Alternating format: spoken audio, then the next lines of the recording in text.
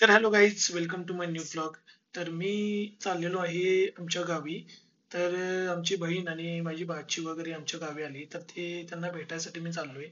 तर आता पोचल्यानंतर हे बघा, आमचं बाळ आहे, भाची आहे, ही दारात उभारली. अरे हो हो हो, असता लडबड असते हिची. तर मामाला आहे म्हणून हे बघा, मी इथं फोटो काढायसाठी घेतलोय कॅमेरा. तर हे कसं बघायला बघा, आणि आत आता आई जाऊन बघतो काय करायला लागली. आई काय काय करायलीच आहे? वड करायचं. वड कसले वड?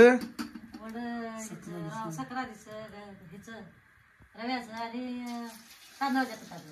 तांदळाचं पडतं काय काय मिक्स केलीच आहे का यात? या पिठा द्या. पिठात हा गूळ, रवा,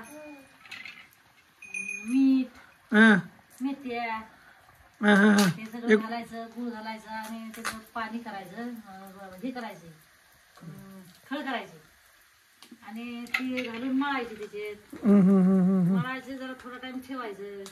आज काय स्पेशल? काय पोरगी आली म्हणून? काय नात तू सून आली म्हणून? सून आली म्हणून, पोरगी आली म्हणून, पोरगा आलाय म्हणून. हा, हा. बर. मी संक्रांतीसाठी माझ्या माहेरी आलेले आहे खूप दिवसांनी.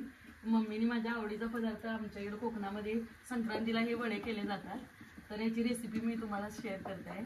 मम्मी कसे करतात ग वडे? याच्यात गव्हाचं पीठ घ्यायचं, तांदळाचं पीठ घ्यायचं आणि बेसनचं पीठ आणि हे घालून हे खळ करायची. खळ कशी केली जाते? खळ गूळ आणि त्यामध्ये रवा, रवा आणि मीठ, मिरची टाकायची आणि खळ करायची. त्याचे पीठ मळायचं, ते थोडं खळ टाइम घालून पीठ मळायचे, पाण्याचा वापर करायचा नाही.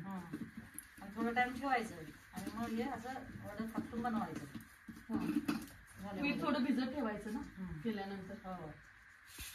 तर अशा पद्धतीने हे करत आहे. तर हे बघा, आईनं फायनली वडे असे केल्यात हे, आणि टेस्ट करायला पोरगीला आणि सुनेला बसवलंय.